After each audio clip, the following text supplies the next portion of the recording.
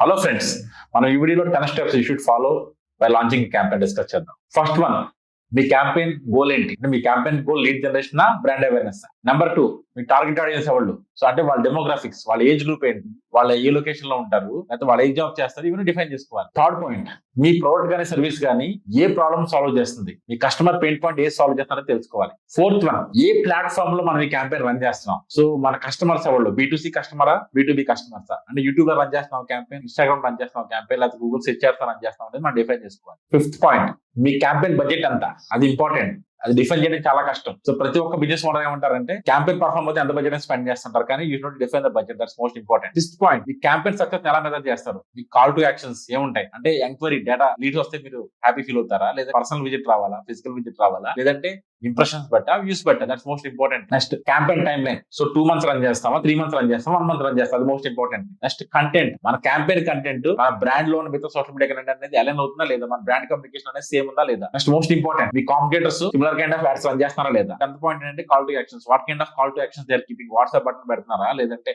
Chat board పెడుతున్నారా, లేదంటే call button పెడుతున్నారా, లేకపోతే ఎంక్వైరీ ఫామ్ పెడుతున్నారా. So these are the 10 parameters you should follow.